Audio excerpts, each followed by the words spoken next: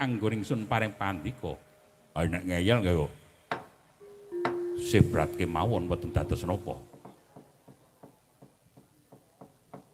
Tegesipun sampun paring pitah, sampun paring pitutur dene putra mboten saged mundi dawuhing tiyang sepuh kanthi pitutur ingkang luhur menika kedah dipun singkiraken mekaten kang dados satur kula.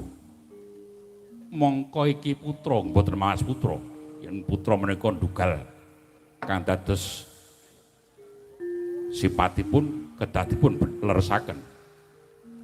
Mengkono nyaki iki Kakang Patih Udawa kepiye? Nek aku duwe anak kaya lak trotrok tenan.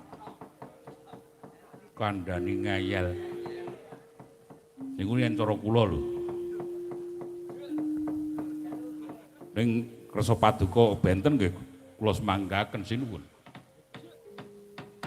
Neraka Suraka ing kalengganing Ki Aja banjur mutah marang pun bapa kang kaya mangkon. Mboten. Mboten Rama. Menawi Kanjeng Rama mboten saged sabiyantu dumateng ingkang putra menika ical sebatan anak pulah bapa kepradah. Alah wis jaman biyen kok ngono. Anak pulah bapa kepradah. Bapa pulah anake tambah haru tu. Mila menika Rama kula suwun kanthi sanget Kanjeng Rama tetep kersa ayomi dhumateng kula budidaya Wahi Sinopati saged kula tampi.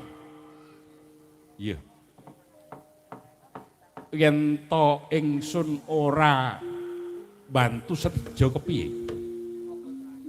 Yen to ingsun ora nayogyani lan ora bantu sedya banjur kepiye kowe? Duka yayasinipi kumedhut padoning ladi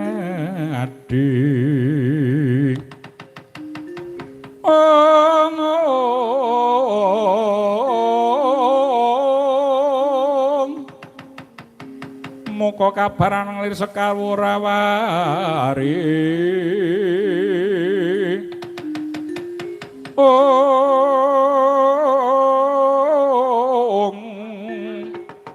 kerut-kerut kang waca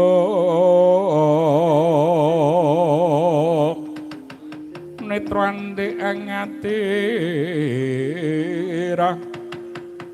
sinumet merang sekedeng bel mubal murup tahan hani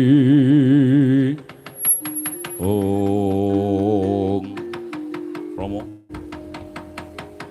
amit sewu yen to Kanjeng Rama menika boten kersa bela dhumateng kang putra tegesipun Kanjeng Rama menika tegel dhumateng putra. Nggih. Yen kados ngaten badhe kula jabel kang dados basanipun putra lan bapa. Diajeni ra kena diajeni kudune dikasari. Nuwun sewu Rama.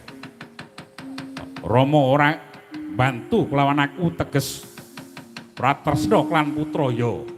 Aku ngerti yen to Setija kuwi mung putra sambung utawa putra kuwalon. Nanging kabeh mau dadi wong tuwa ora kena banci nggih banjiladan. Sombo dimbanci aku dimbanci ladan. Ora trima rasane atiku. Banjur karemu kepiye Setija? Nganti ora gelem bantu Setija.